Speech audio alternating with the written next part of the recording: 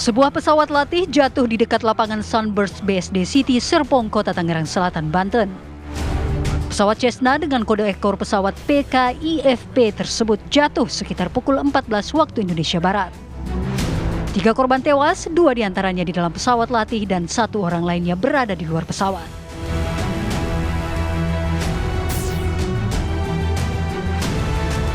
Kasus kematian Vina, gadis asal Cirebon, Jawa Barat pada 2016 silam terus menjadi perhatian. Selain karena kabar 3 tersangka yang hingga kini masih dalam pencarian, pelaku yang sudah bebas mengungkapkan perlakuan yang diterima saat menjalani pemeriksaan. Benarkah ada banyak kejanggalan dalam kasus ini?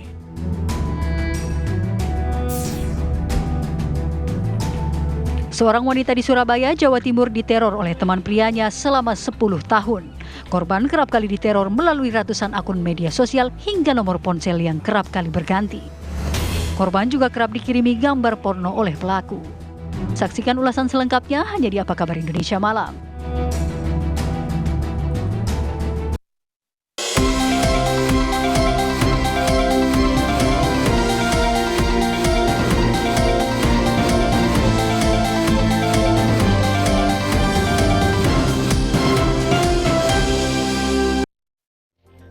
Assalamualaikum warahmatullahi wabarakatuh. Selamat malam pemirsa, Anda kembali menyaksikan Apa Kabar Indonesia Malam akhir pekan. Tentunya bersama kami yang akan kembali mengajak Anda untuk bisa fokus menyoroti kasus kematian Vina dan Eki. Karena dari waktu ke waktu ini semakin terbuka, ada kejanggalan demi kejanggalan yang terungkap. Bahkan terbaru, ini ada informasi bahwa salah satu pelaku yang saat ini sudah bebas statusnya Saka Tatal diduga salah tangkap. Benarkah demikian? Nanti kami akan ajak Anda untuk bisa mendengarkan keterangan yang akan disampaikan oleh kuasa hukumnya. Bersama saya Putri Viola. Dan bersama saya Ken Ana di Apa Kabar Indonesia Malam juga akan mengajak Anda melihat polemik yang tengah terjadi di masyarakat mengenai biaya kuliah yang kian melangit pemirsa. Selengkapnya di Apa Kabar Indonesia Malam untuk Anda.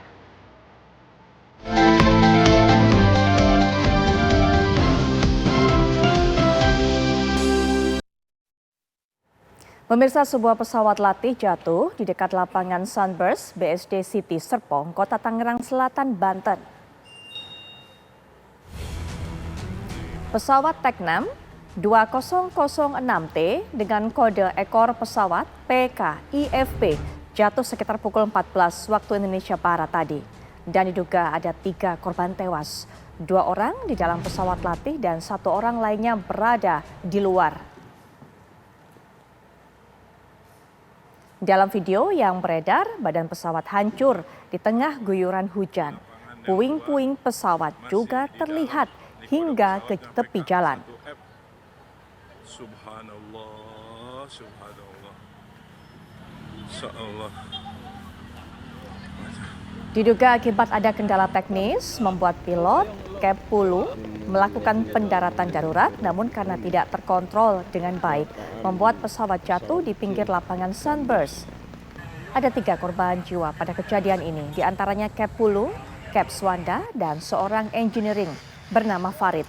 Mereka tergabung dalam komunitas Indonesia Flying Club yang berada di lapangan terbang Pondok Cabe.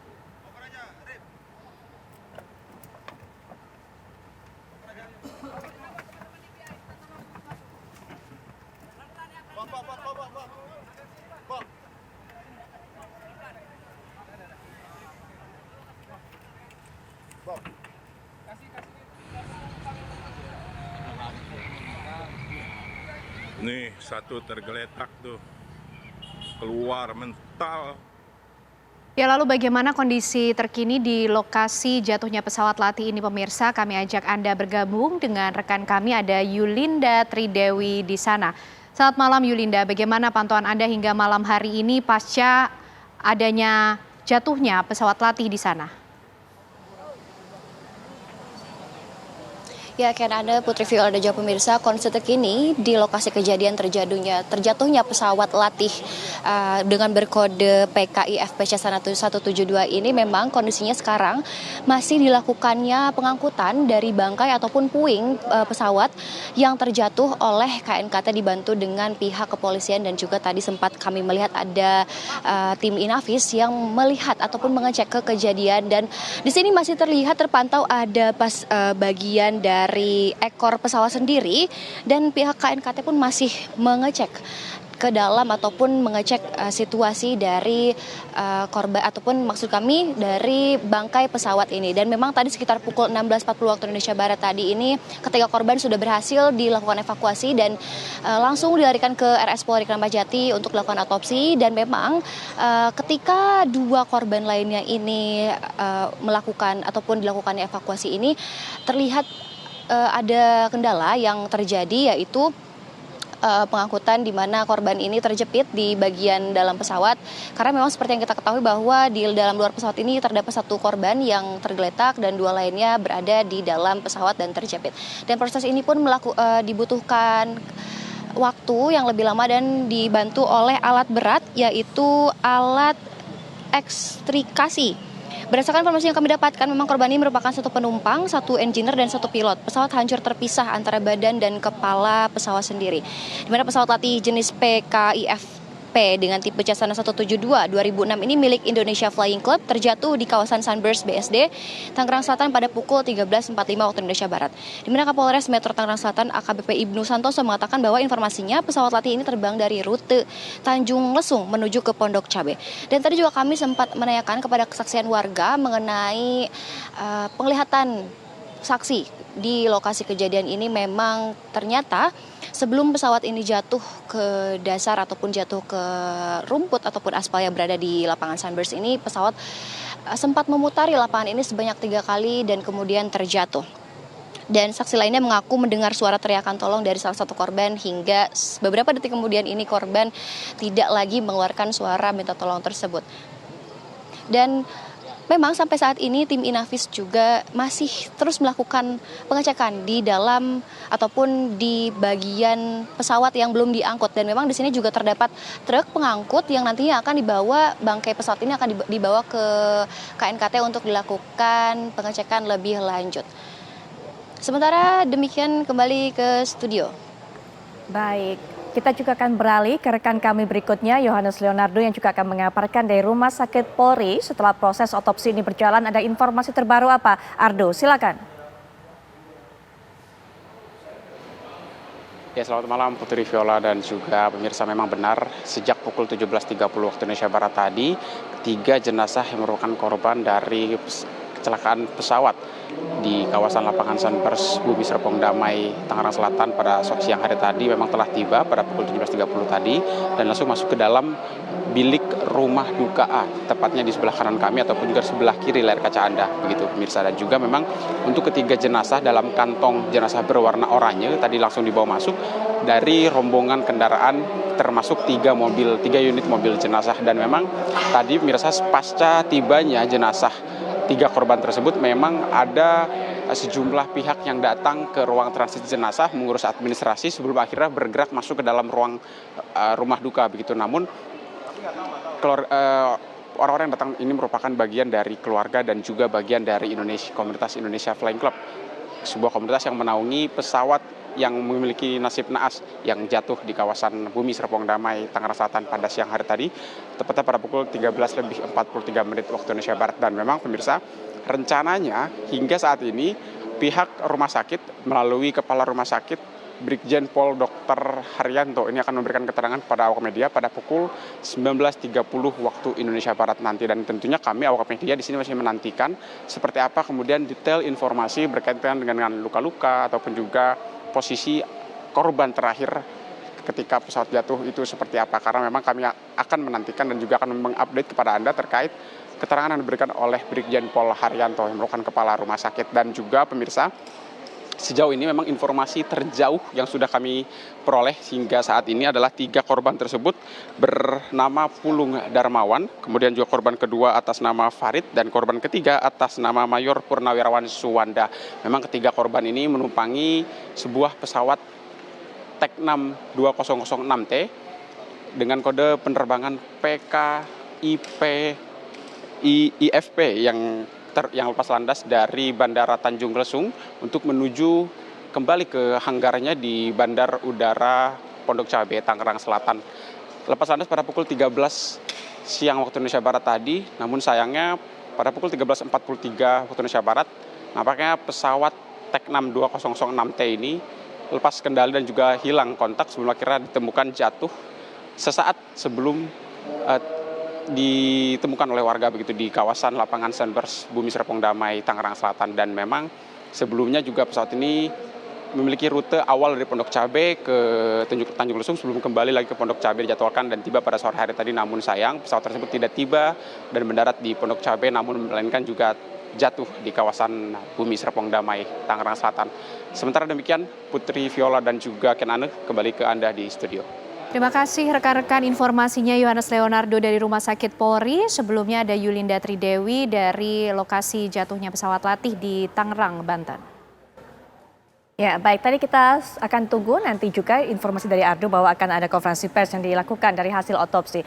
Tapi pemirsa, saat ini juga sedang berlangsung jamuan makan malam ini untuk bisa menyambut para delegasi dari berbagai negara yang datang untuk menghadiri acara World Water Forum yang diselenggarakan di Bali. Dan minggu pagi tadi, Menteri Koordinator Maritim dan Investasi Luhut Binsar Panjaitan menjemput CEO SpaceX sekaligus juga Tesla Inc. Elon Musk di Bandara Internasional Igusti Ngurah Rai Bali. Ya, Elon Musk, CEO SpaceX sekaligus juga Tesla Inc. tiba di Bandara Internasional Igusti Ngurah Rai Bali dengan menggunakan pesawat jet pribadi. Elon Musk tiba di Bali untuk menghadiri World Water Forum ke-10 dan peluncuran Starlink bersama Presiden Jokowi di Kota Denpasar. Gagasan kerjasama dengan Starlink bertujuan untuk memberikan pemerataan pemberian layanan internet ke seluruh pelosok Indonesia sehingga penduduk di daerah terpencil juga dapat menikmati akses informasi dan internet secara cepat.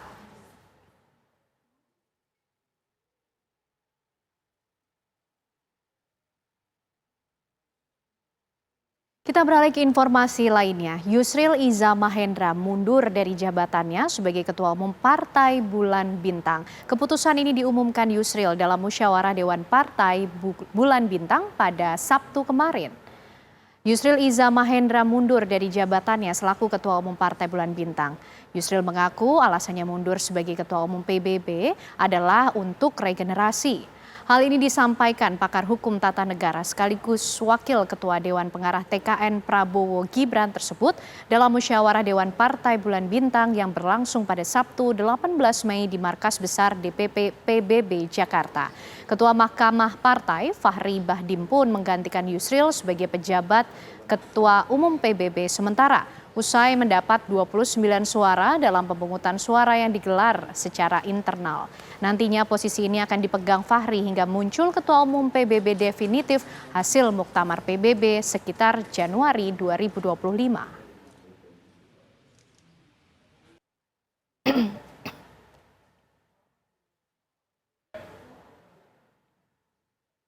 Pemirsa, tokoh pers dan pengamat militer Profesor Salim Said tutup usia. Jenazah tokoh pers nasional dan pengamat militer almarhum Profesor Salim Said tiba di TPU Tanah Kusir, Jakarta Selatan sekitar pukul 13 siang tadi.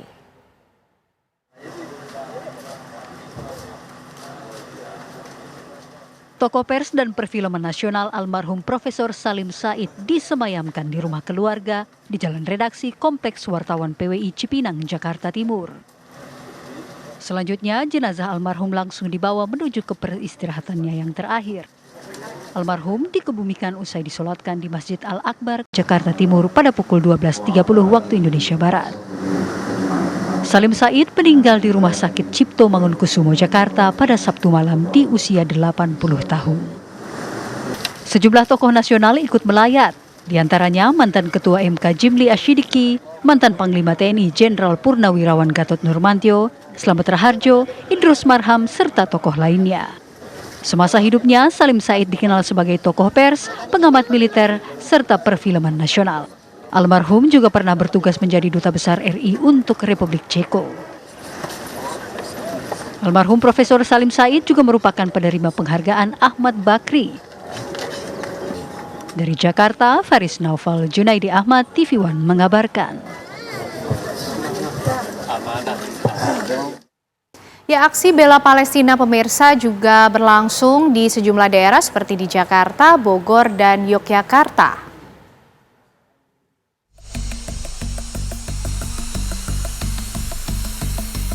Sejumlah massa melakukan aksi bela Palestina di depan gedung Kedutaan Besar Amerika di Indonesia. Massa aksi menuntut pemberhentian genosida di Gaza dan juga mengajak masyarakat untuk memboikot produk yang terafiliasi Israel dan Amerika. Massa bergeser melakukan long march ke Kedutaan Besar Mesir. Massa aksi menuntut pembukaan perbatasan Rafah agar bantuan bisa masuk ke Gaza.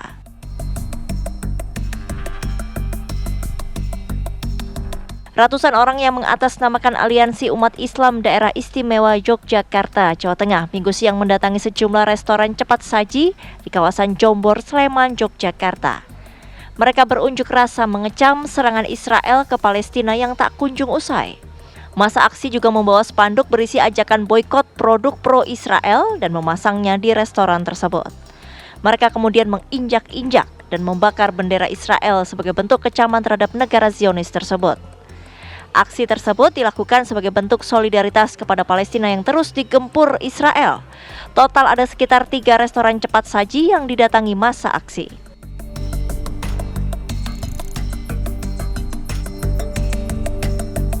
Sekitar 3.000 warga Muslim Bogor yang tergabung dalam Forum Umat Islam Bogor menggelar aksi unjuk rasa di kawasan Tugu Kujang, Kota Bogor Minggu pagi. Sejumlah tokoh ulama Kota Bogor mendesak Perserikatan Bangsa-Bangsa agar mencabut hak veto dari negara-negara adidaya agar tidak semena-mena terhadap negara lain. Dalam aksi ini sejumlah peserta aksi terutama perempuan mengalami pingsan yang diduga akibat kelelahan dan kepanasan. Tim TV One mengabarkan. Selanjutnya pemirsa, kita akan beralih untuk bisa melihat kabar mengenai banjir kiriman dari Kabupaten Mahakam Ulu, Kalimantan Timur yang berdampak di Kutai Barat kini meluas hingga 4 kecamatan. Walau perlahan mulai surut di bagian hulu Sungai Mahakam, namun wilayah menuju hilir mulai terendam banjir mencapai 2 meter. Banjir kiriman yang melanda warga yang berada di sepanjang bantaran Sungai Mahakam di Kutai Barat, Kalimantan Timur terus meningkat dengan deras, aliran banjir hingga masuk ke pemukiman dan fasilitas umum. Meski kondisi banjir mulai surut di wilayah bagian hulu Kutai Barat, namun banjir terus meningkat ke bagian hilir seperti yang berada di Kecamatan Melak, Kecamatan Mook, Manar Bulan, dan Kecamatan Muara Pahu. Badan Penanggulangan Bencana Daerah Kutai Barat telah mendirikan posko sekaligus layanan kesehatan bagi warga korban banjir di Kutai Barat sejak 16 Mei 2024 lalu, sejak banjir mulai meningkat.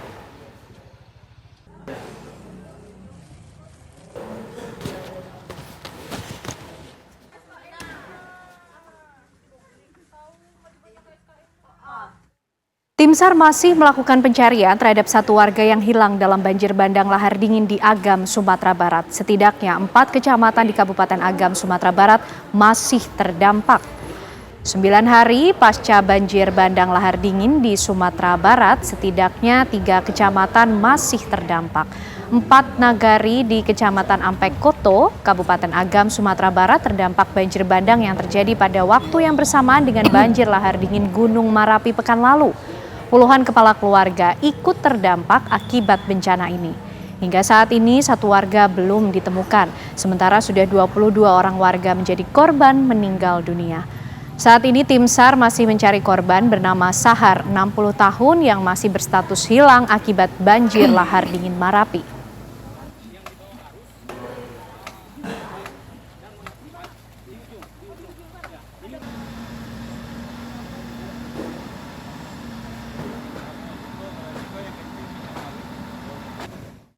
Pemerintah resmi menghapus sistem kelas 1, 2, dan 3 pada Badan Penyelenggara Jaminan Sosial BPJS Kesehatan. Nah, kabar ini akan kami sajikan setelah jeda berikut ini, tetaplah bersama kami.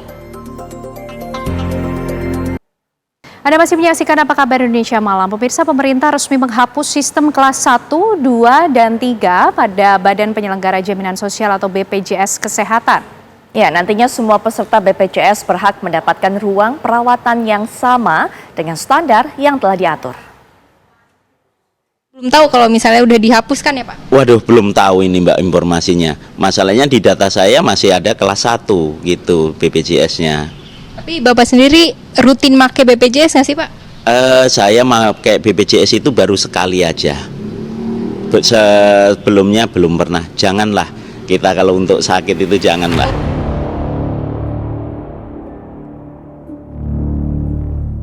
Sistem kelas yang selama ini digunakan pada layanan Badan Penyelenggara Jaminan Sosial BPJS Kesehatan resmi dihapus. Kini, BPJS menerapkan sistem kelas rawat inap standar atau KRIS. Perubahan tanpa kelas ini akan berdampak pada iuran para peserta. Nantinya, semua peserta berhak mendapatkan ruang perawatan yang sama, termasuk dokter dan jenis obat yang diterima pasien. Direktur Keuangan dan Investasi BPJS Kesehatan Arief Wicaksono menyebut, pihaknya menunggu arahan Kemenkes untuk nominal yang harus dibayar. Jadi kelas itu kalau kita bicara kelas 1, 2, 3 itu tidak berpengaruh pada jaminan kesehatan yang diberikan. Itu hanya berbeda tempat dirawat inapnya saja jika yang bersangkutan itu dirawat di rumah sakit. Tapi kalau berobat ke puskesmas, kemudian berobat jalan di rumah sakit di spesialis itu tidak ada perlakuan yang berbeda. Jadi kelas itu hanya apabila dirawat inap. Nah tentunya kelas 1, 2, 3 itu kalau untuk peserta JKN selama ini pelayanan yang diberikan sama, dokternya sama, obatnya sama, cuma jika tidur tempatnya berbeda. Menteri Kesehatan Republik Indonesia Budi Gunadi Sadikin menegaskan, perubahan BPJS Kesehatan ke kelas rawat inap standar atau KRIS tidak menghapus skema kelas yang ada. Namun pelayanan di rumah sakit ditingkatkan dengan kualitas yang seragam untuk semua layanan. Tidak ada lagi penerapan kelas 3, tetapi semuanya naik ke standar layanan kelas 2 dan 1. Jadi itu bukan dihapus, standarnya disamakan dan kualitasnya diangkat. Jadi sudah pastinya kan sekarang semuanya naik ke kelas 2. Jadi diharapkan lebih standar dan lain macam. Nanti Permenkesnya sebentar lagi kita sudah. Secara regulasi berdasarkan Perpres nomor 59 tahun 2024, pemerintah memberi waktu kepada pihak rumah sakit untuk mempersiapkan diri sebelum menerapkan sistem kelas rawat inap standar. Pelaksanaan kelas rawat inap standar berlaku paling lambat 30 Juni 2025. Yang menjadi pertanyaannya kini, akankah penghapusan sistem kelas BPJS Kesehatan ini memihak pada kebanyakan masyarakat? Akankah iuran baru yang akan segera diterbitkan terjangkau masyarakat? Dan akankah pelayanan BPJS Kesehatan menjadi lebih baik lagi? Tim TV One mengabarkan.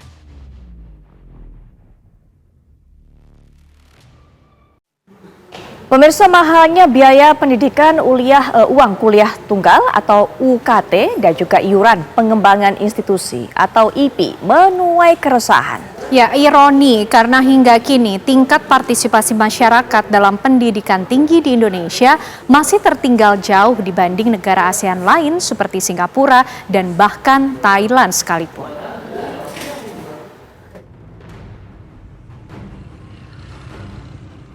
Kenaikan UKT dan IPI ini disebut-sebut menyusul terbitnya Permendikbud nomor 2 tahun 2024 tentang standar satuan biaya operasional pendidikan tinggi pada perguruan tinggi negeri di lingkungan Kemendikbudristek.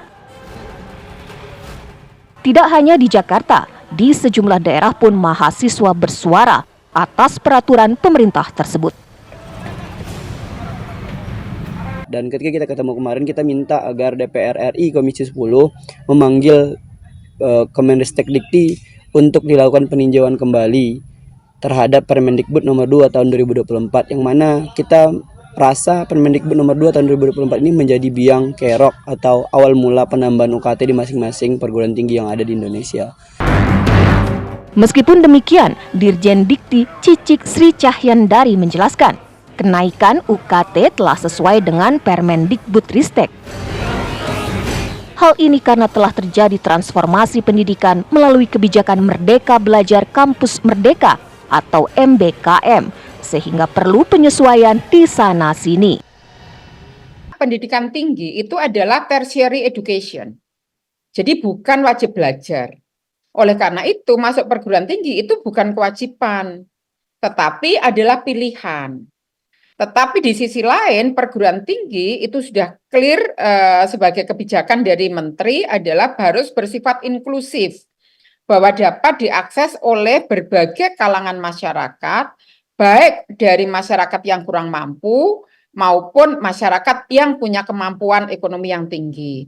Tetapi memang basis yang kita tetapkan adalah harusnya didasarkan pada kemampuan akademik semata. Jadi tidak boleh melihat kemampuan ekonomi, tetapi didasarkan pada kemampuan akademik.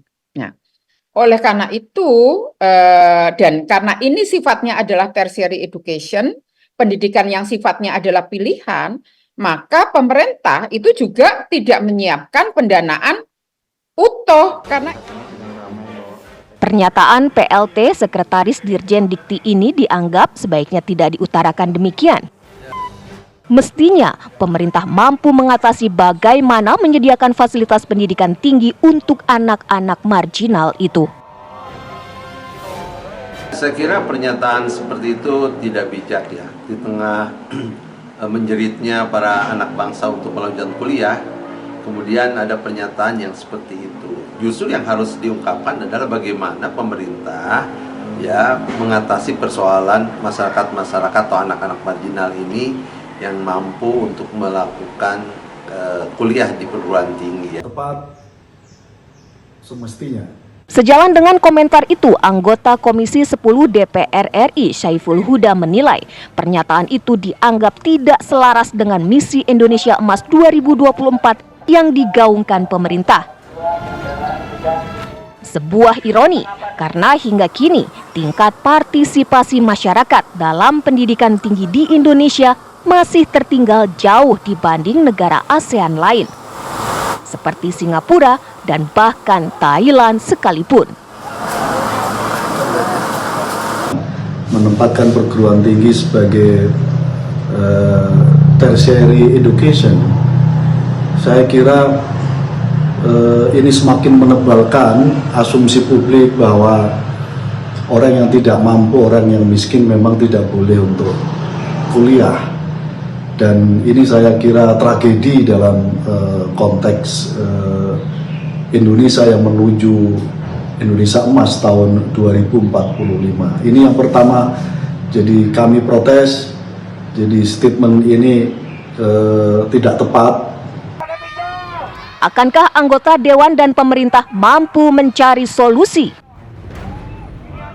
Tim TV One mengabarkan. Saka Tatal, salah satu orang yang disebut sebagai pelaku dari pembunuhan Vina dan Eki dan juga sudah menjalani masa vonisnya buka suara. Ditengarai bahwa ini adalah insiden salah tangkap. Benarkah? Kita akan kupas tuntas tentunya setelah jeda berikut ini, kan? Ya, betul sekali. Putri Viola akan menemani Anda dalam pembahasan tersebut, pemirsa. Tetaplah di Apa Kabar Indonesia Malam.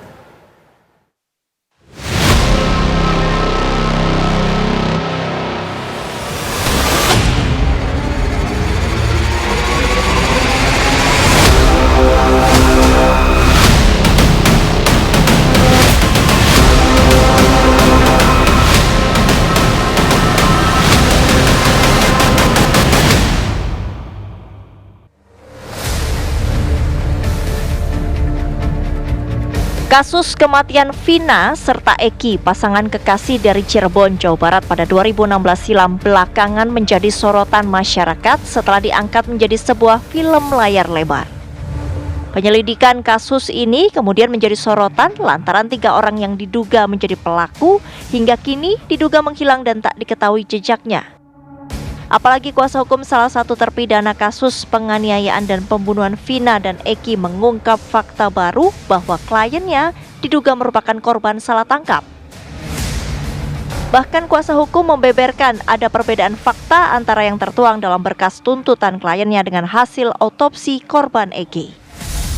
Dari hasil otopsi dan visum kedua korban, tidak terdapat luka tusuk senjata tajam sebagaimana tertuang dalam tuntutan kliennya. Kalau di dalam tuntutan jaksa akibat meninggal Rizky itu meninggalnya korban itu karena tusukan benda tajam. Saya bacakan. Setelah itu saksi Rivaldi Aditya Wardana alias Usil menusuk dada sebelah kanan korban Muhammad Rizky sebanyak 1 kali dengan menggunakan samurai ukuran panjang dan memukul dengan batu di bagian kepala Muhammad Rizky sebanyak 1 kali. Selanjutnya saudara Peggy alias Parong memukul dan menyabetkan samurai pendek berbentuk pita ke tubuh korban Muhammad Rizky dan saudara dari menusuk dengan menggunakan samurai ukuran pendek ke bagian perut sebelah kiri sebanyak 1 kali sehingga akhirnya korban Muhammad Rizky meninggal dunia di tempat. Ini meninggal dunia di tempat menurut tuntutan jaksa.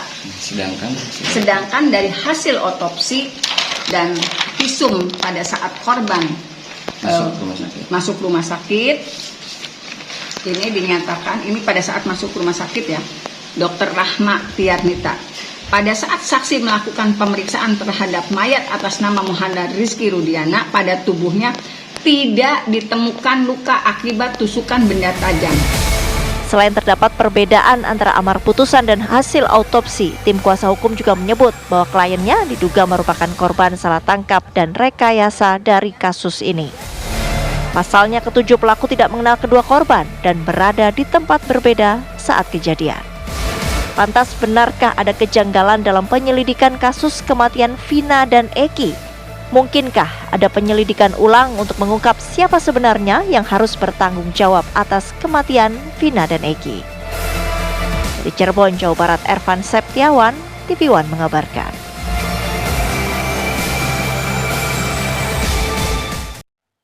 Salah satu terpidana kasus pembunuhan Vina Cirebon yaitu Saka Tatal ini kini sudah menghirup udara bebas. Tapi Saka mengaku tidak mengenal sosok dari kedua korban. Kemudian juga ia saat peristiwa pembunuhan ini juga tidak ada di tempat. Kita akan dengarkan bagaimana kesaksian-kesaksian yang disampaikan oleh Saka Tatal berikut ini. Dari kedua korban saya tidak mengenali semuanya. Gak ada yang kenal satupun. Satupun saya tidak mengenali. Terus Masaka bisa di... Saya sebelum ketangkap saya disuruh sama paman isi bensin. Sama adiknya paman juga. Habis ngisi bensin saya mau nganterin motornya paman itu. Pas baru nyampe mau nganterin motor udah ada polisi. Saya datengin, saya kan ke situ niat cuma nganterin motor. Malah saya ikut ditangkap juga tanpa sebab apapun, nggak ada penjelasan apapun, langsung dibawa. Nyampe di Polresta, saya langsung dipukulin, suruh mengakui apa yang bukan saya lakukan. Saya dipukulin, dijejekin, disiksa segala macam sampai setrum. Terus akhirnya Masaka ngaku. Siapa yang ngetrumnya, yang mukulinnya siapa?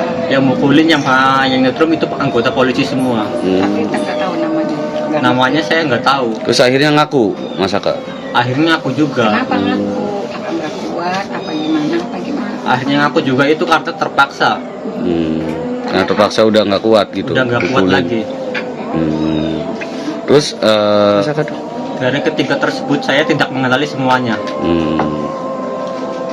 Terus dijelaskan lagi katanya Masaka dan 7 orang itu anggota geng motor. Apa benar itu? Enggak, semua itu tidak benar. Punya motor aja enggak. Saya juga enggak punya motor sama sekali. Pada saat ditangkap, Masaka masih sekolah? Dari cerita pengakuan Saka Tatal dan juga pengacaranya tadi, kita sudah mendengarkan bahwa Saka Tatal tidak mengenal korban, bahkan tidak punya motor, tidak ikut geng motor, dan juga tidak melakukan apa yang dituduhkan kepadanya. Kita akan perdalam lebih jauh. Sehingga kemudian dalam kasus ini bukan hanya kemudian mencari, melihat siapa 3 pelaku yang menjadi DPO dan belum ditangkap, tapi mungkin kita harus tarik mundur. Benarkah penyebab dari tewasnya Vina dan Eki ini memang karena pembunuhan dan pemerkosaan, atau memang sesuai dengan apa yang diceritakan pada awalnya, yaitu merupakan akibat kecelakaan. Nanti kita akan perdalam kasus ini tentunya dan juga akan memberikan pandangannya selaku ahli hukum pidana, yaitu Mas Heri Firmansyah. Assalamualaikum warahmatullahi wabarakatuh. Selamat malam Mas Heri. Waalaikumsalam warahmatullahi wabarakatuh. Selamat malam Mbak Putri. Baik, kita juga akan dengarkan nanti pandangan dari Pak Ito Sumardi yang pernah menjabat sebagai Kabarreskrim dari 2009 hingga 2011. Assalamualaikum warahmatullahi wabarakatuh. Selamat malam Pak Ito. Waalaikumsalam Mbak Putri. Betul sekali. Selamat malam. Ya, dan juga ada Mas Heri Firmansyah di sini, Pak Ito. Selamat malam, Bapak. Ya, malam Mas Eri. Baik, dan juga akan memberikan informasi kepada kita apa pengakuan dari Saka Tatal, apa yang ada sebenarnya di bukti-bukti persidangan yang berlangsung tertutup selama ini dan masyarakat tidak tahu. Sudah hadir secara daring juga Ibu Titin Prialianti yang juga merupakan kuasa hukum dari Saka Tatal yang juga merupakan salah satu pelaku disebutnya. Assalamualaikum warahmatullahi wabarakatuh. Selamat malam Ibu Titin. Waalaikumsalam warahmatullahi wabarakatuh. Baik. Selamat malam, Mbak. Baik, Ibu, tadi Saka ini sudah mengatakan tentunya bahwa tidak mengenal dengan korban, kemudian juga tidak memiliki motor, bukan anggota geng motor dan sebagainya. Tapi mengapa Saka ditangkap, Bu? Terima kasih, Mbak. Kalau penangkapannya sendiri jelaskan karena orang tua salah satu korban yang dilapori waktu kecelakaan tunggal, ternyata setelah melihat kondisi motor, merasa, saya ngomong apa yang terungkap di persidangan ya Pak. Baik, silakan. Jadi kenapa di persidangan itu dijelaskan kenapa dia berpikir, waktu itu saksi itu berpikir, orang tuanya bukan korban kecelakaan, tapi korban pembunuhan. Saksi waktu itu, karena saya yang nanya, kenapa Bapak saksi beranggapan itu bukan kecelakaan? Karena 1 bulan sebelumnya anak saya berkonflik dengan temannya, bahasanya itu. Karena kecurigaan itulah dan naluri dia sebagai seorang polisi, dia menelusuri kembali. Setelah melihat motor itu, dia menelusuri daerah yang dilalui anaknya. 500 meter dari situ dia ketemu dengan orang yang bukan warga situ, Aep dan Dede itu, dan menanyakan apakah pernah melihat motor ini kejar-kejaran. Intinya kalimatnya seperti itu. Kemudian Aep dan Dede itu diberi nomor handphonenya, apabila melihat orang yang mengejar motor anak saya, silahkan menghubungi. Nah itu jam 14 bertemu dengan Aep dan Dede, jam 17 itu Aep dan Dede sudah menghubungi orang tua korban laki-laki.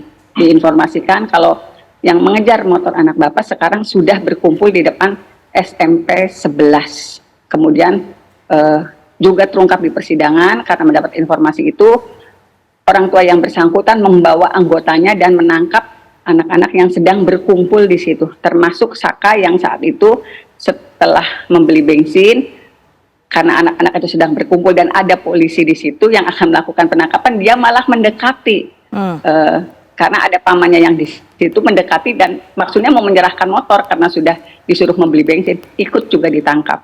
Itu penangkapannya dasarnya seperti itu, kecurigaan insting dia sebagai seorang polisi.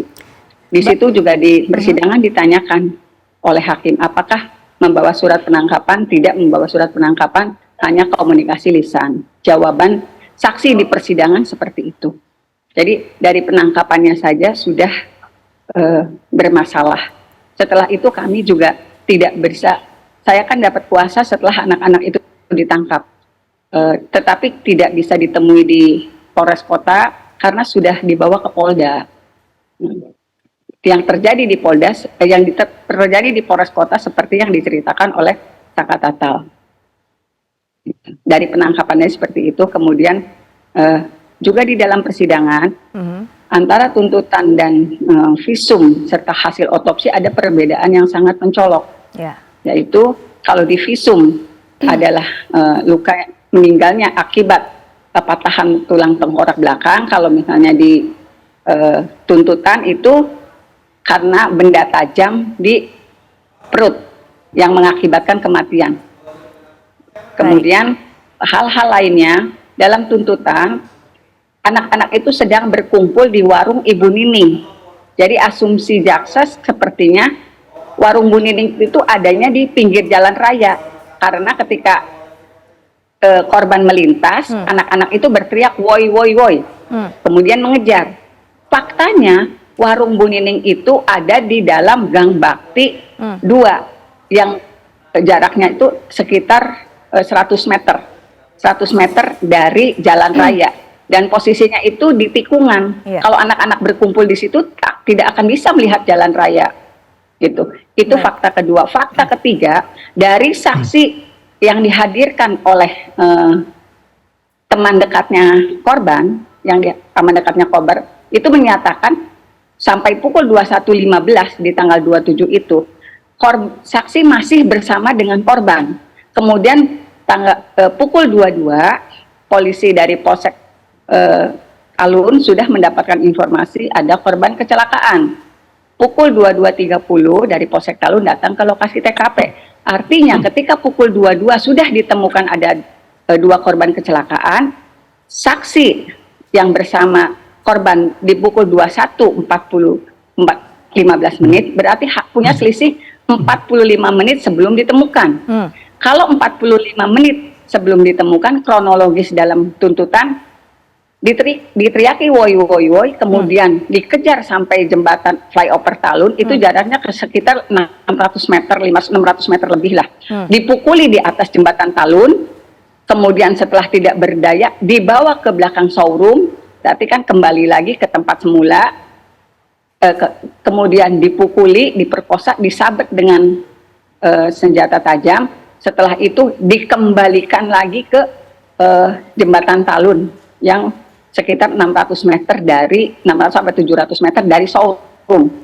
Jadi apakah mungkin dalam kondisi seperti itu 45 menit bisa, kalau misalnya nih ada DP 3 orang, berarti kan ada 11. Kalau soal DPO saya nggak berani bicara lah, karena itu juga tidak secara spesifik disebutkan di persidangan. Baik, Bu Titin, mungkin sampai di situ, Bu Titin. Pledoi itu yang saya sampaikan. Baik, ya sampai di situ dulu terlebih dahulu, Bu Titin. Tadi mengatakan bahwa polisi melakukan penangkapan karena ini kan salah satu yang ikut menangkap adalah merupakan ayah dari korban, ayah dari Eki, begitu. Karena mendapatkan informasi dari Aep dan Dede. Nah, apakah Aep dan Dede dimintai keterangannya oleh pihak kepolisian, dan apakah Aep dan Dede juga didatangkan ke persidangan, Bu? Sejak awal sidang, Aep dan Dede tidak pernah dihadirkan di persidangan.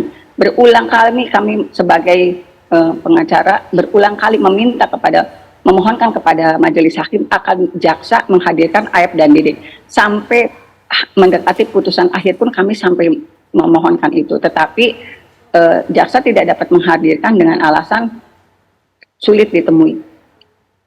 Baik, padahal awalnya dikatakan Aep dan Dede adalah memang orang yang bekerja di daerah situ, begitu Bu? Seharusnya tidak sulit untuk bisa mendatangkan dan juga menemui, begitu kan Bu?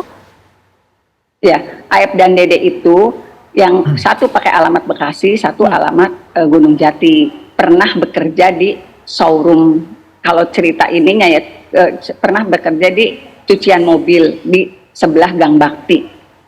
Mereka pernah berkonflik dengan anak-anak itu karena mohon maaf pernah membawa perempuan ke tempat cucian motor itu.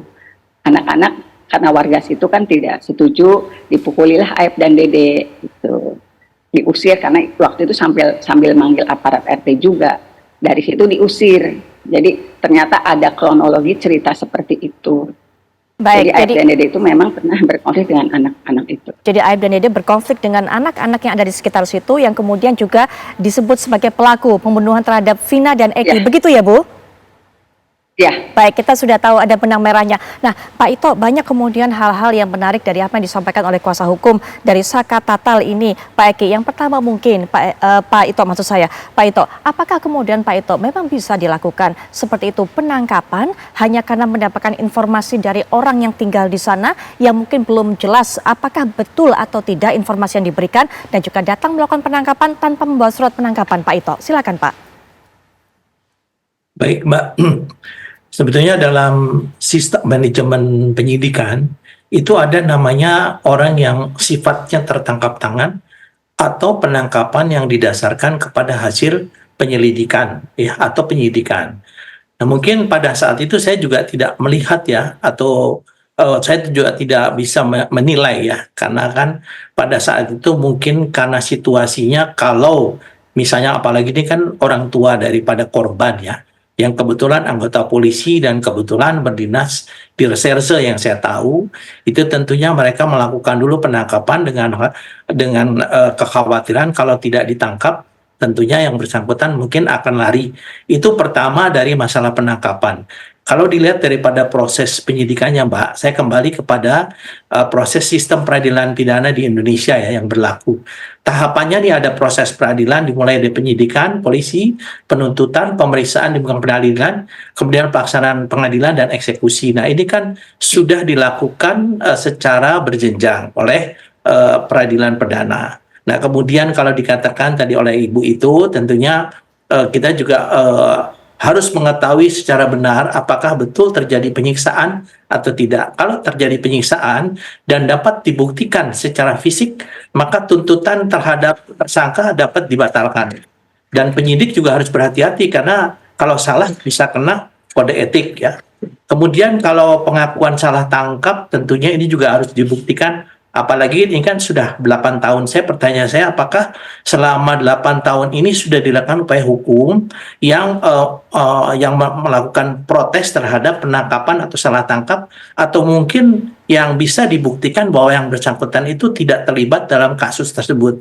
Karena kalau lihat daripada penanganan kasusnya kan sudah inkrah dari pengadilan negeri, pengadilan tinggi, sampai dengan Mahkamah Agung. Tentunya ini sudah bukan merupakan ranah daripada kepolisian lagi. Tetapi kan memang kepolisian masuk dalam satu proses sistem peradilan pidana, Mbak, di sini. Jadi kalau proses penangkapan tadi bisa saja, misalnya ada seseorang yang bersangkutan kan sudah tahu bahwa anaknya menjadi korban. Misalnya ada perbedaan visum et repertum. Kalau ada dugaan bisa dilakukan ekshumasi namanya. Ekshumasi itu digali lagi korbannya, kemudian dilihat di otopsi, dari sana akan disimpulkan penyebab kematian korban. Nah, ini mungkin proses ini apakah sudah berlangsung atau tidak karena waktunya sudah lama, Mbak.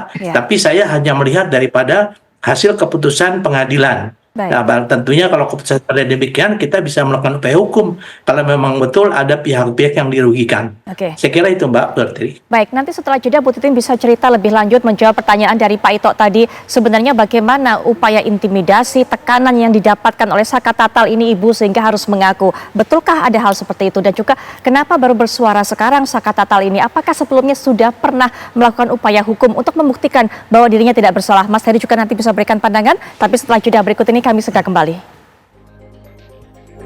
Sebelum nanti kita berikan kesempatan kepada Ibu Titin untuk bisa memberikan jawaban terhadap apa yang disampaikan Pak Ito, kita akan dengarkan terlebih dahulu pandangan dari Mas Heri dengan beberapa kejanggalan yang terungkap, fakta-fakta baru yang terungkap, bahkan sampai ada salah tangkap seperti ini begitu. Apa yang harus dilakukan sebenarnya Mas Heri?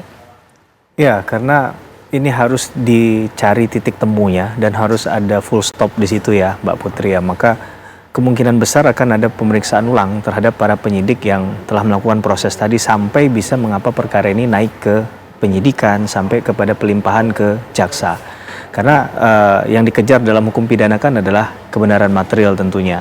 Sedangkan ada beberapa fakta menarik yang harusnya itu jadi titik persoalan. Kita akan kembali kepada titik awal, apakah memang orang itu meninggal itu kan hal yang umum ya. Orang yang hidup pasti mati, pasti meninggal begitu. Tapi persoalan meninggalnya karena apa? Ini yang perlu untuk diselidiki lebih lanjut. Dan itu yang akan kemudian merubah menjadi perkara pidana, ada perbuatan pidananya atau tidak terhadap kondisi orang yang meninggal tadi. Maka harus dipastikan betul dari awal apakah memang versi, kalau memang ada versi yang berbeda-beda, meninggalnya karena kecelakaan kah, atau meninggal karena dibunuh kah. Tentunya kan ini juga harus diketahui siapa pelakunya, bagaimana dia melakukan. Nah, bukan berarti bahwa kemudian pengakuan dari tersangka itu adalah alat bukti yang ultimate sifatnya, Mbak Putri. Bahwa ketika penyidik melakukan satu proses penyidikan, yang dikejar utamanya itu di awal itu bukanlah pengakuan. Pengakuan itu bisa terjadi ketika proses berjalan secara sistematis, jelas, lengkap, dan kemudian secara saintifik. Baru mungkin terakhirnya adalah pengakuan. Kalau mengharapkan pengakuan dari awal, sangat mungkin, walaupun ini masih dugaan ya, saya tidak menyatakan bahwa benar apa yang disampaikan oleh pihak dari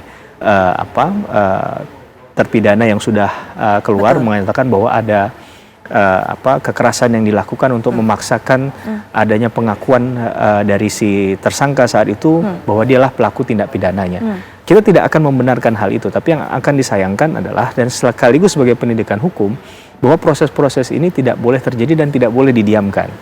Bahwa dalam konteks ini kemudian akhirnya jadi bergulir ke ranah pengadilan sampai pada putusan, akhirnya jadi putusan yang dipertanyakan oleh publik.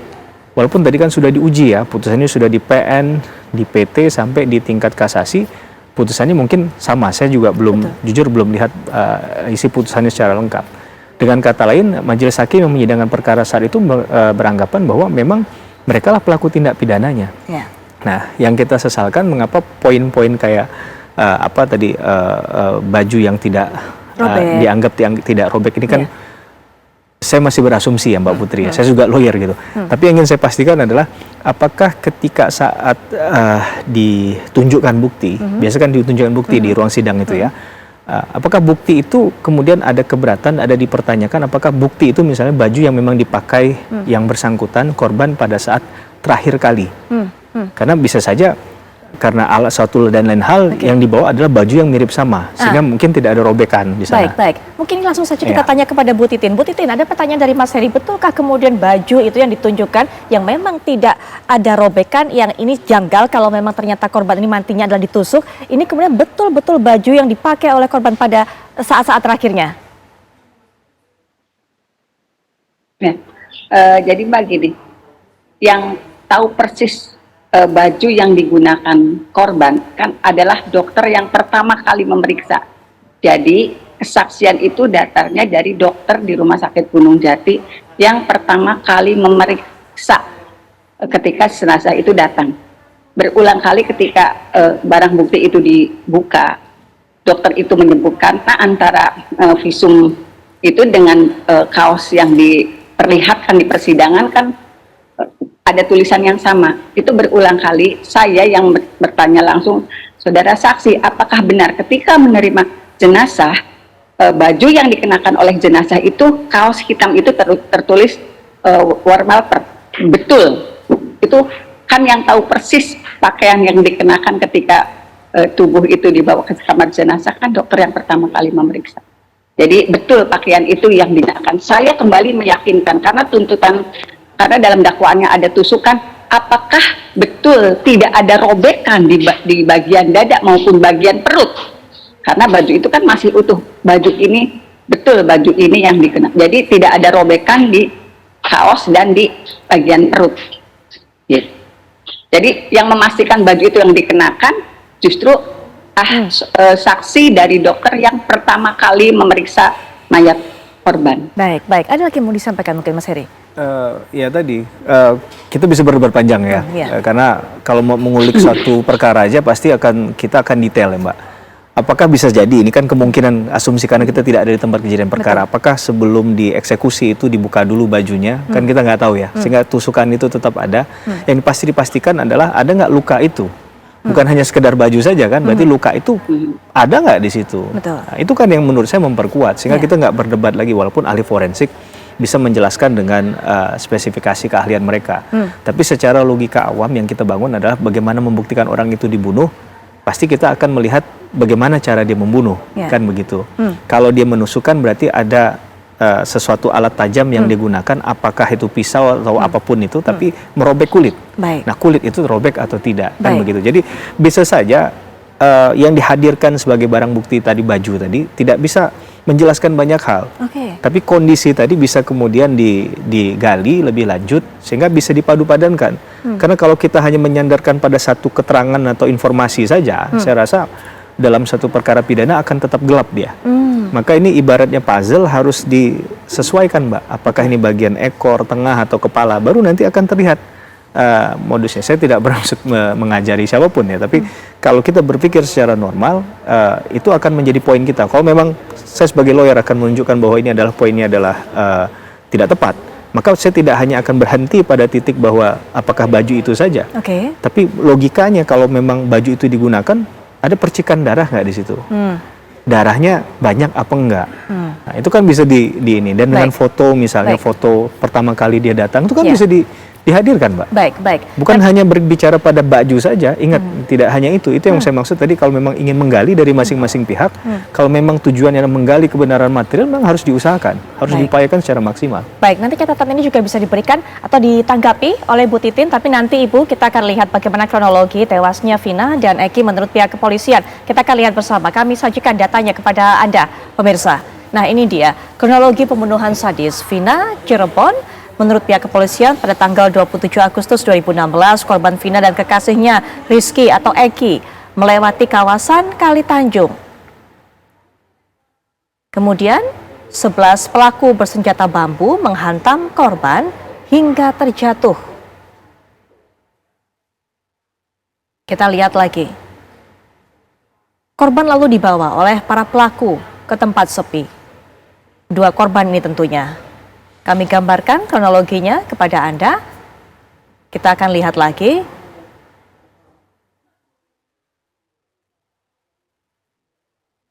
Ya, baik. Para pelaku menganiaya Rizky atau Eki dan memperkosa Vina hingga tewas.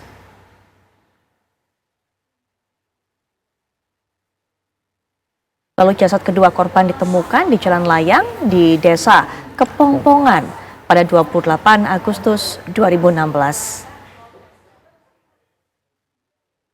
Baik. Baik, ini adalah kronologi versi kepolisian. Nanti sebelum kita juga dengarkan pandangan Pak Ito mengenai hal ini, tapi saya berkesempatan juga kepada Ibu Titin untuk bisa mungkin menjelaskan tadi apa yang disampaikan oleh Pak Heri, termasuk juga menanggapi apa yang ditanyakan juga tadi oleh Pak Ito. Bu Titin, bentuk intimidasi, tekanan seperti apa yang dialami oleh Saka Tatal ini? Silakan Bu. Ya, terima kasih untuk penjelasan mengenai kenapa saya tanyakan masalah baju di persidangan. Setelah diperlihatkan barang bukti, karena dari hasil visum Dr. Rahma Tiarnita ketika menerima jenazah korban, pada saat saksi melakukan pemeriksaan terhadap mayat atas nama Muhammad Rizky Rudiana, pada tubuhnya tidak ditemukan luka akibat tusukan benda tajam dan hanya luka terbuka di bagian dahi dan punggung, tangan kanan, dan akibat dari apa saksi tidak tahu. Saksi tidak bisa menyimpulkan dikarenakan bukan kewenangan saksi. Ini hasil visum Dr. Rahma. Kemudian ada hasil otopsi Dr. Andri Nur Rohman. Berdasarkan pemeriksaan otopsi yang meliputi pemeriksaan luar dan dalam, penyebab kematian yang dialami oleh jenazah Muhammad Rizky Rudiana adalah pada mayat laki-laki berusia sekitar 16 tahun ini, tampak mayat dalam kondisi membusuk, terdapat tanda-tanda trauma tumpul pada kepala berupa patah tulang, atap tengkorak bagian depan dan belakang, atap tulang dasar tengkorak, patah tulang rahang atas dan patah tulang rahang bawah yang dapat mengakibatkan kematian. Itu hasil otopsi dari Dr. Andri Nur Rohman. Sedangkan kalau tuntutan jaksa, kematiannya itu disebabkan oleh tusukan benda tajam di bagian perut. Kemudian untuk menjawab pertanyaan kenapa baru dilakukan sekarang, sebetulnya kalau intimidasi yang dirasakan memang kan dirasakan Saka sendiri. Dia yang bisa menceritakan. Sementara intimidasi yang kita orang tua korban juga, orang tua itu saya menganggapnya korban karena saat itu kami juga beranggapan itu salah tangkap. Jadi kita sudah melakukan berbagai upaya, termasuk pada tanggal 20 Januari 2017 kita mengirim surat kepada Komisi Nasional Hak Asasi Republik Indonesia. Permintaan KPK terkait laporan penghalangan pertemuan ini, permintaan ininya. Kemudian kita sudah juga melaporkan ke Propam Polda Jabar pada tanggal 7 September 2016. Kita sudah juga melaporkan pada Komnas HAM pada tanggal 13 September 2016. Baik, Bu.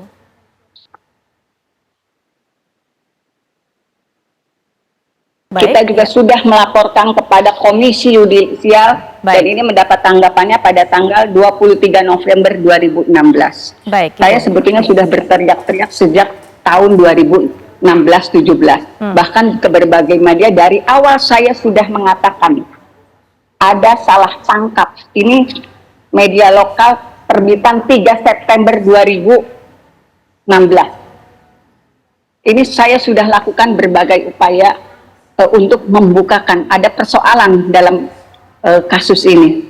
Cuman karena kita di Cirebon, kita orang desa, nampaknya ketakutan kita, kekhawatiran kita, upaya-upaya kita untuk menerima keadilan sepertinya sulit. Karena apa yang dirasakan para waktu itu terdakwa juga dirasakan oleh kami.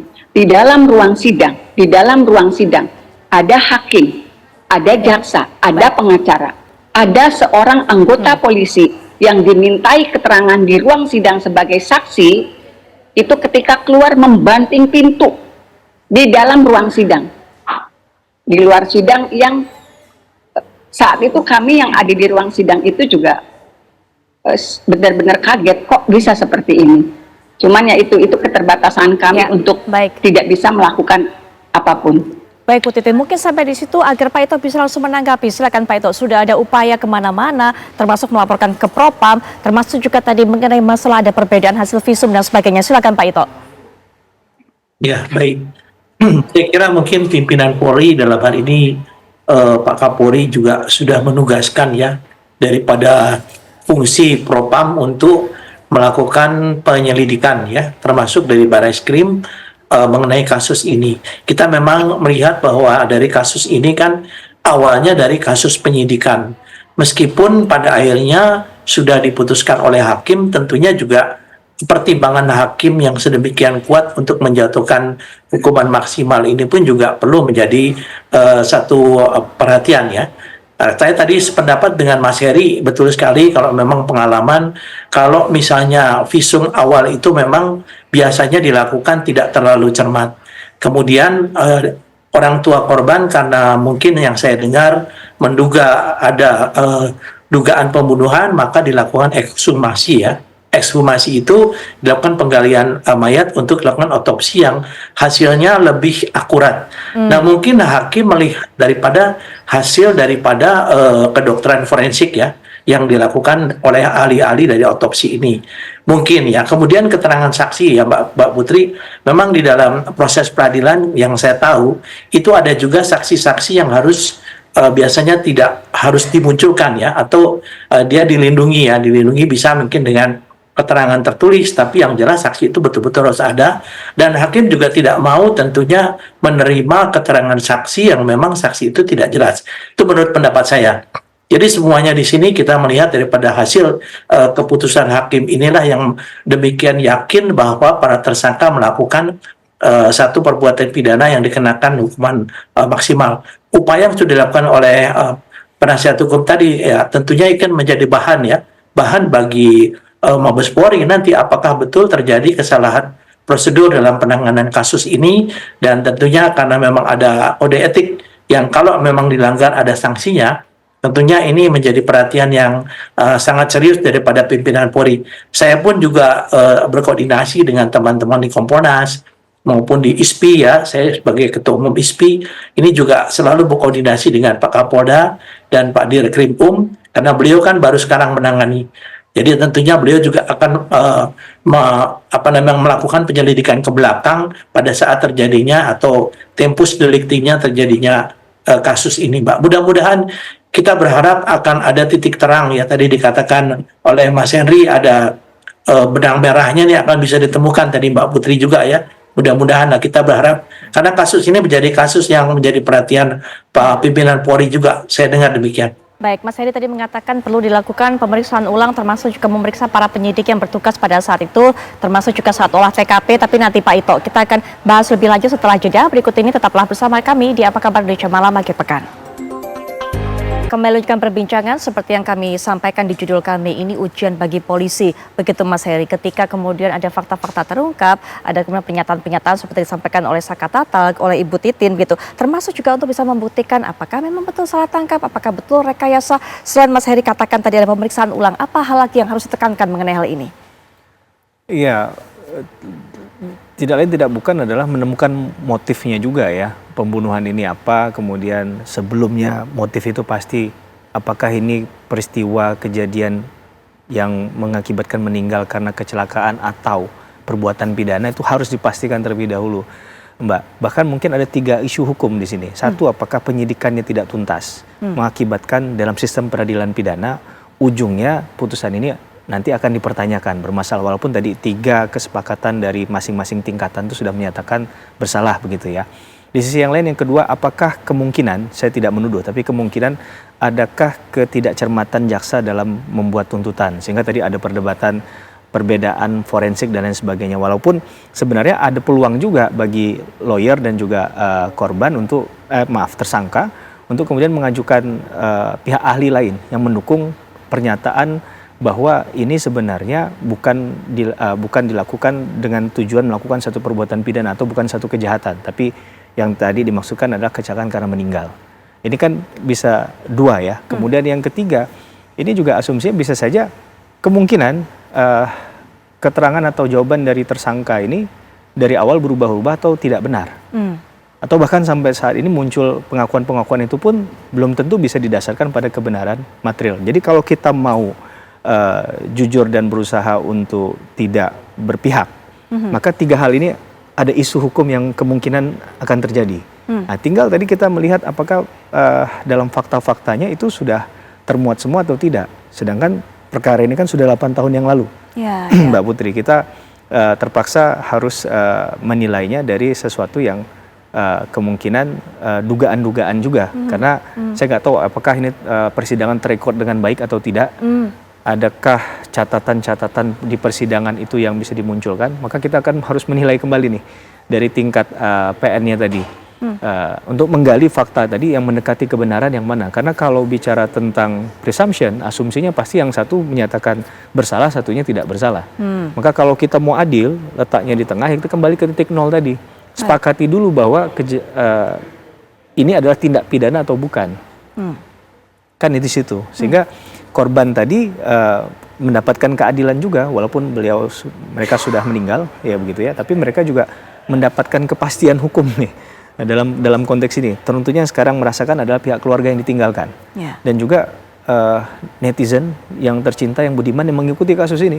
Karena disajikan dengan berbagai macam versi ya, versi yang mungkin kalau dilogikakan semua benar. Jadi yang saya khawatirkan adalah kita mulai mereka-reka, bahkan menjauhi dari faktanya. Ini yang saya nggak mau, akan membuat ini menjadi gelap. Maka kalaupun ada perdebatan semacam ini, menarik untuk kita bisa kaji.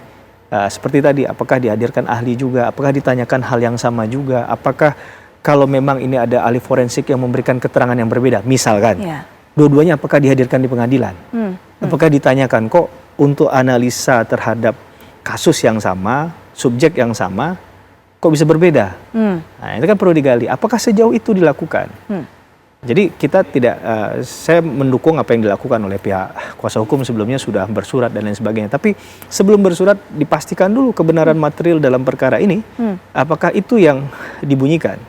Nah, itu yang saya minim pengetahuan terkait dengan fakta-fakta persidangannya.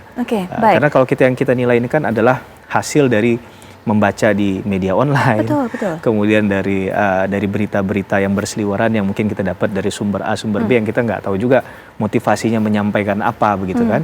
Maka untuk menjaga bahwa ini adalah nilai keadilan bagi semua, justice for all, bukan hanya bagi institusi Polri ataupun kejaksaan yang misalnya nanti dipertanyakan kembali terkait dengan persoalan hukum ini, atau juga dari pihak keluarga atau pihak tersangka, maka ini harus dipastikan betul. Agar jangan sampai ini jadi blunder nih kalau dibiarkan.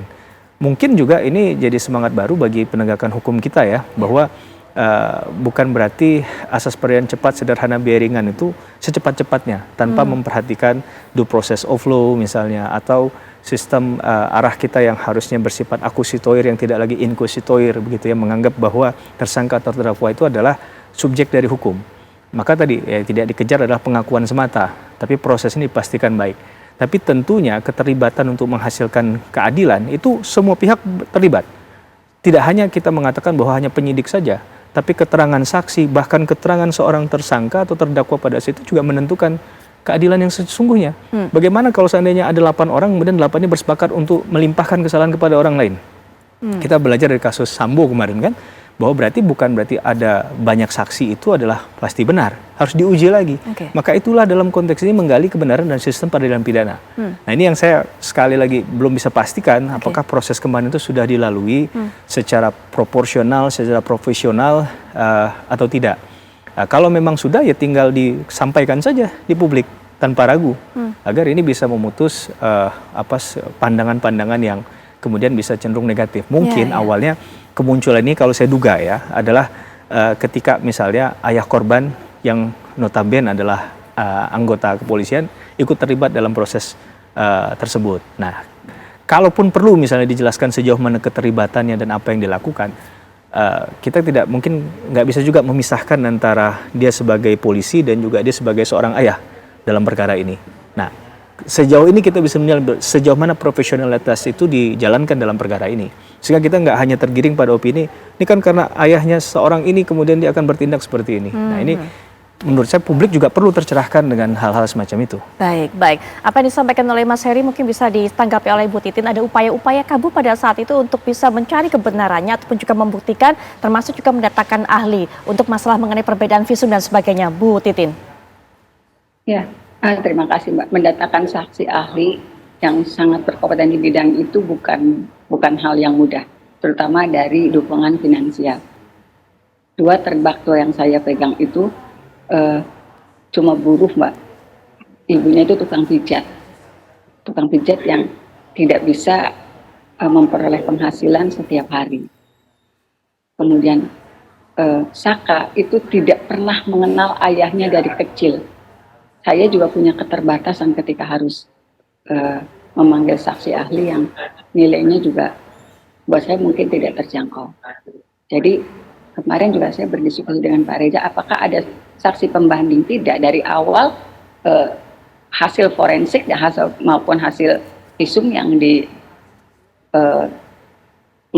persidangan itu dokter yang pertama kali memeriksa dan hasil otopsi. Dan tetapi keduanya tidak ada informasi, tidak menjelaskan, tidak menguraikan adanya tusukan benda tajam. Saya rasakan cukup itu sebetulnya. Baik, Ibu juga tadi menyebutkan bahwa ada 2 klien Ibu yang Ibu tangani dalam kasus ini, selain Sakal Tata, begitu Ibu?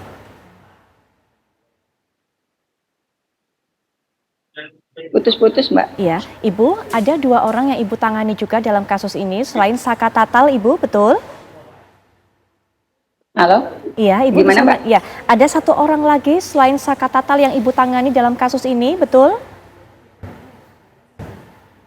Iya, namanya Sudirman, yang ancaman hukumannya, yang vonisnya sudah seumur hidup.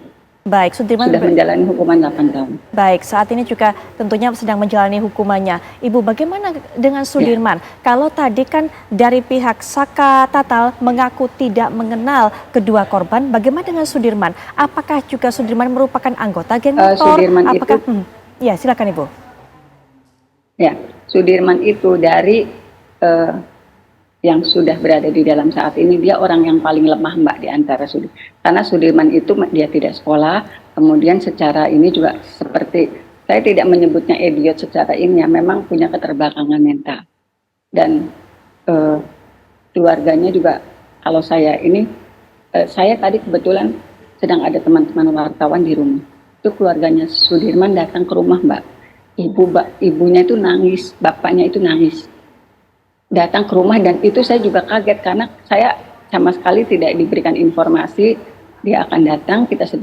Saya dengan teman-teman media, ayahnya Sudirman datang, ketakutan, gemetar, akhirnya saya tarik semua keluarganya hari ini ada di rumah saya. Baik, ketakutan kenapa Ibu? Saya nggak ngerti Mbak, saya juga nggak berani tanya banyak karena karakter orang tua Sudirman tuh saya paham betul. Untuk diajak bicara aja sulit. Kemudian kalau orang introvert masih ini ya, ini mah sudah saya nggak bisa menggambarkan ya. Sama sekali tidak bercerita kepada Ibu apa penyebab ketakutannya dan kenapa harus datang ke Ibu? Sama sekali tidak bercerita? Belum Mbak, tadi dia datang pagi, saya juga ada beberapa kegiatan, saya hanya menyiapkan kamar, saya siapkan seluruh kebutuhannya. Saya belum mampu ngajak bicara karena ketika diajak bicara dia gemetar terus, saya nggak sanggup. Baik. Dan Sudirman juga tidak mengenal korban ini Ibu, Vina Eki, begitu Ibu? Iya, tidak mengenal. Baik, masih banyak sebenarnya yang bisa kita tanyakan ke Ibu Titi ataupun kita bahas bersama Mas Heri dan juga Pak Ito, tapi waktu juga yang membatasi perbincangan ini. Jadi mungkin terakhir Pak Ito penutup, silakan Pak Ito, terutama juga kemungkinan adanya pemeriksaan ulang sehingga kemudian para penyidik yang bertugas pada saat itu menangani kasus itu di 2016 lalu juga bisa diperiksa ulang. Silakan Pak Ito. Pak Ito, mohon maaf sepertinya masih di mute, kami belum bisa mendengar suara Pak Ito, mohon maaf. Baik Mbak Putri. Ya, silakan Pak. Sudah bisa ya sekarang ya? Sudah Pak. Jadi sudah, upaya hukum yang telah dilakukan oleh penasihat hukum daripada terpidana ini tentunya ini juga harus menjadi perhatian karena kenapa kita juga harus tahu hasil-hasil daripada instansi-instansi yang dikirimi surat itu. Bagaimana hasilnya selama ini, apakah mereka menindaklanjuti atau tidak. Karena ini kan sangat penting untuk mencari keadilan. Kemudian yang kedua Mbak, bahwa betul yang dikatakan Mas Henry bahwa kasus ini terungkap antara lain karena peran daripada salah satu orang tua korban yang kebetulan memang yang bersangkutan lama bertugas di reserse dan dia tidak terima karena keterangan pertama adalah kasus laka lantas ya, kecelakaan lalu lintas, sehingga dia mencari sendiri kemudian sampai dia bisa mengungkap. Tapi ini kan tidak menjadi sesuatu yang sifatnya resmi. Jadi ini adalah tidak resmi. Yang ketiga adalah saat ini saya mendengar bahwa Mabes Polri sudah menurunkan tim, kemudian menyerahkan, memberikan petunjuk kepada Polda Jabar melalui Biro Pengawasan Penyidikan, juga dari Inspektorat Pengawasan Umum dan Kompolnas saat ini mengawal kasus ini. Jadi kita sebaiknya kita menyerahkan kasus ini untuk mencari keadilan yang sebenar-benarnya dan tentunya kalau sudah melibatkan institusi internal dari Propam maupun dari Itwasum dan juga Kompolnas, saya yakin kasus ini akan bisa terungkap dengan sebenar-benarnya. Dan mudah-mudahan itu harapan daripada kita semua ya Mbak ya. Baik. Demikian. Baik, Pak Ito, terima kasih. Bu Titin juga terima kasih sudah meluangkan waktu untuk bisa memberikan keterangan kepada kami. Mas Heri juga terima kasih sudah memberikan pandangannya. Sekali lagi terima kasih untuk para narasumber. Dan berikut ini Ken Ana juga akan mengantarkan kabar-kabar menarik untuk Anda. Silakan Ken. Ya betul sekali Putri Viola dan juga pemirsa Apa Kabar Indonesia Malam. Usai jeda kami masih akan menemani Anda dan kami juga akan membahas menghadirkan informasi lain seputar kasus Vina ini di mana ayah Muhammad Rizky Rudiana atau Eki, teman pria dari Vina yang turut menjadi korban dari pembunuhan geng motor di Cirebon pada tahun 2016 silam angkat bicara mengenai kasus pembunuhan yang menewaskan anaknya Eki. Saat lagi kami hadirkan informasinya. Ya pemirsa, Anda masih menyaksikan Apa Kabar Indonesia Malam dan tentu kami masih akan mengajak Anda untuk melihat bagaimana sebenarnya kasus Vina ini terjadi. Pemirsa, kami sudah rangkum dalam visual ataupun juga dalam informasi yang akan kami hadirkan berikut ini untuk Anda pemirsa. Ini adalah temuan-temuan baru dari kasus pembunuhan sadis Vina di Cirebon pada 17 Mei 2024 pemirsa, di mana di Treskrimum Polda Jawa Barat ini mengungkapkan para tersangka mencabut keterangan BAP saat kasus dilimpahkan dari Polresta Cirebon ke Polda Jawa Barat. Ini kemudian awal di mana kasus dari pembunuhan sadis Vina Cirebon ini kembali dibuka dan kembali menyita perhatian publik tentunya yang terus kita ikuti sampai sekarang ini pemirsa. Apa-apa saja langkah yang kemudian akan dilakukan oleh pihak kepolisian dalam menangani kasus ini, termasuk masih ada 3 orang pelaku yang masuk dalam daftar pencarian orang yang hingga saat ini pemirsa juga belum ditemukan. Setelah 17 Mei 2024, tentu masih ada temuan baru lain dalam kasus pembunuhan sadis Vina Cirebon ini, di mana di tanggal yang sama ada pengacara terpidana yaitu Yogi Nainggolan yang mengungkapkan mengapa kemudian mencabut BAP karena ketika di BAP di Polda Jawa Barat, klien kami menarik semua BAP di Polresta Cirebon karena dalam keadaan tidak berdaya. Ini kemudian yang disampaikan oleh pengacara dari terpidana dalam kasus pembunuhan sadis Vina Cirebon yang sebenarnya saat ini juga sudah menjalani masa hukuman mereka. Dan lalu Barreskrim Polri akhirnya turun tangan mengerahkan tim asistensi membantu Polda Jawa Barat untuk mencari keberadaan dari 3 DPO yang dimaksud sebagai pelaku dalam pembunuhan sadis Vina di Cirebon.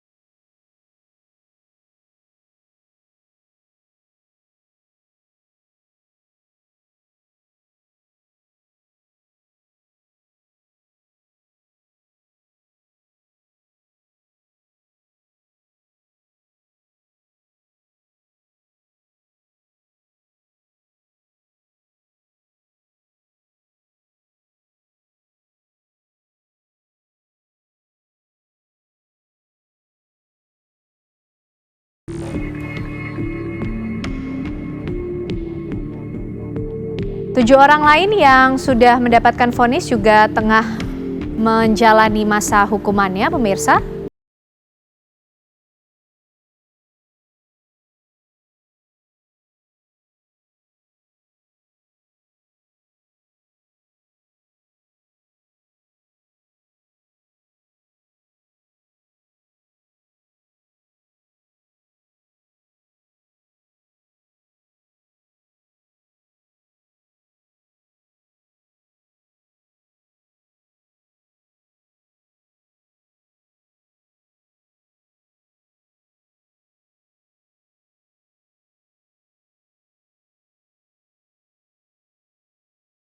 Dibukanya kembali kasus pembunuhan sadis dari Vina di Cirebon, Jawa Barat ini, pemirsa. Ayah Muhammad Rizky Rudiana atau Eki yang merupakan teman pria Vina yang juga turut menjadi korban pembunuhan geng motor di Cirebon yang terjadi pada tahun 2016 silam juga angkat bicara mengenai kasus pembunuhan yang menewaskan Eki.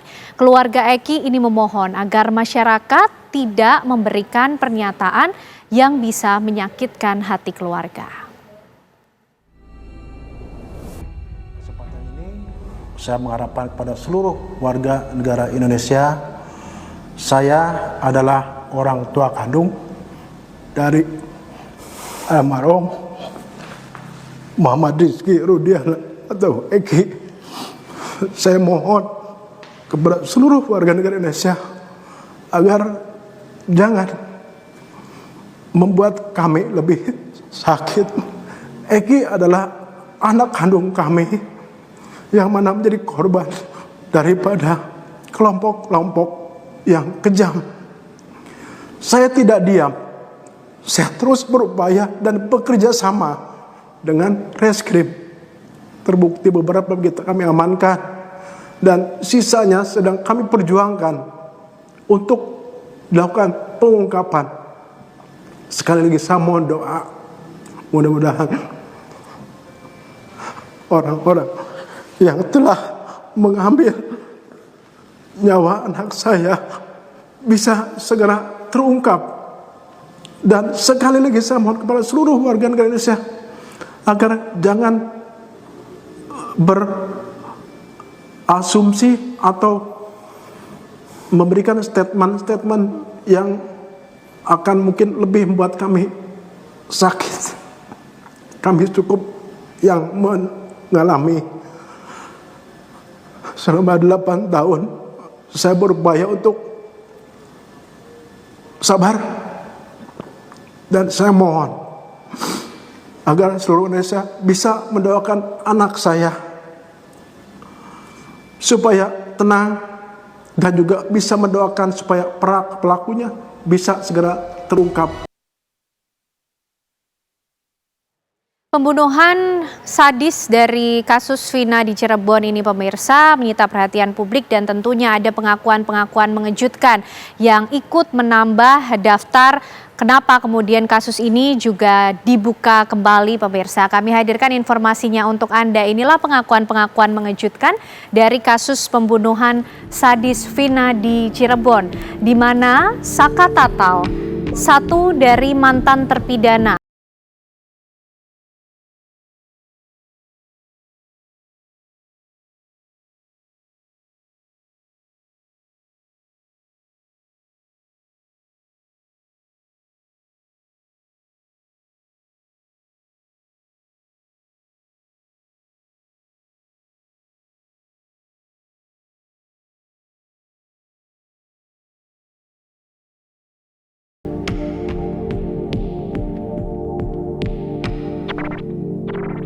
Kita akan lihat pula pemirsa jejak hukuman Saka Tatal, mantan terpidana, 1 dari 8 orang pelaku yang sudah selesai menjalani masa hukumannya. Pada saat itu Saka Tatal ditangkap pada usia 15 tahun pemirsa pada tahun 2016 pada saat kasus Vina ini terjadi.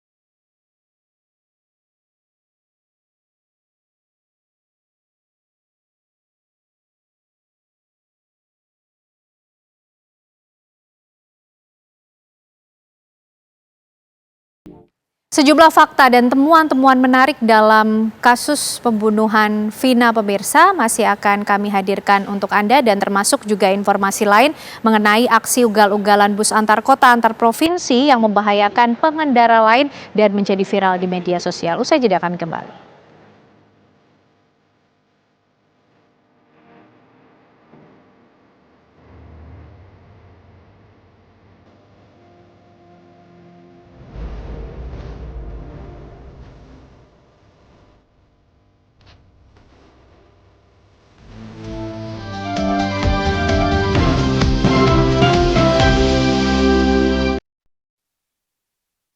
Mineral, soalnya Pemirsa, aksi ugal-ugalan bus antar kota antar provinsi yang membahayakan pengendara lain viral di media sosial.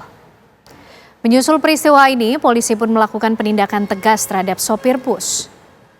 Sempat heboh di berbagai media sosial, aksi bus antar kota antar provinsi yang melaju ugal-ugalan dan sangat membahayakan pengguna jalan ini pemirsa.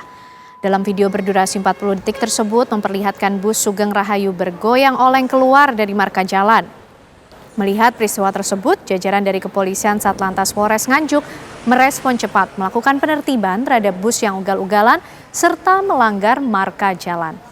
Petugas memberhentikan sejumlah bus dan menindak sopir bus dengan memberikan sanksi surat tilang. Polisi juga mengancam akan mencabut SIM jika kesalahan diulang. Untuk memberikan efek jera, polisi juga akan membuat laporan kepada Dishub agar memberikan sanksi terhadap perusahaan bus yang tidak bisa mengendalikan sopirnya saat mengendarai di jalan umum.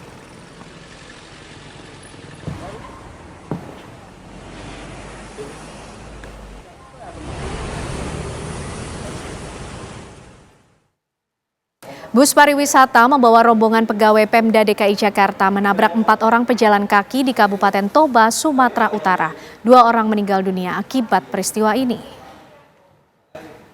Kecelakaan lalu lintas terjadi di Jalan Lintas Sumatera, Kelurahan Pasar Lumban Julu, Kecamatan Lumban Julu.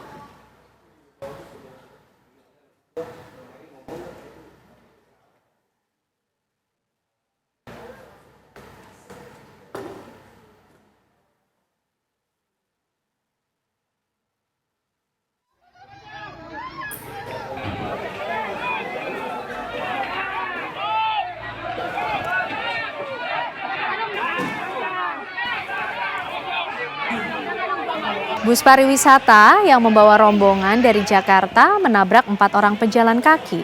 Semula bus tersebut melaju dari arah Kabupaten Tapanuli Utara menuju Kota Medan dengan membawa 25 orang penumpang. Kuat dugaan pengemudi bus mengantuk hingga menabrak 4 orang penduduk sekitar yang sedang berjalan kaki di lokasi kejadian. 3 diantaranya masih anak-anak. 1 korban meninggal dunia di lokasi kejadian, berstatus pelajar berusia 14 tahun. Korban meninggal satunya berusia 36 tahun, meninggal dunia saat di perjalanan menuju Rumah Sakit Umum Daerah Porsea, Kabupaten Toba. Sementara korban luka-luka menjalani perawatan intensif dari pihak medis karena mendapat luka berat di bagian kepalanya.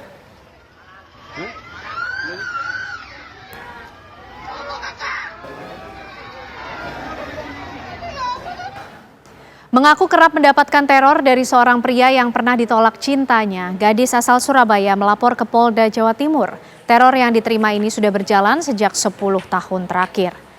NRS, wanita berusia 27 tahun, warga Gayungan, Kota Surabaya, mendatangi gedung di Treskrimsus Polda Jawa Timur guna melaporkan dugaan tindak pelecehan seksual serta pengancaman melalui media sosial yang dialaminya, yang dilakukan oleh pria berinisial AP, teman sekolah saat duduk di bangku SMP. Dalam laporan ini, korban mengaku telah mengalami pelecehan seksual melalui media sosial serta pengancaman fisik baik terhadap pelapor ataupun pria yang dekat dengan pelapor. Peristiwa dugaan pelecehan ini dialaminya sejak tahun 2016 silam atau selama 10 tahun terlapor meneror korban dengan mengirimkan foto alat kelamin melalui chat di media sosial. Bahkan pelaku sengaja membuat ratusan akun media sosial untuk menebar teror psikis hingga ancaman pembunuhan kepada korban.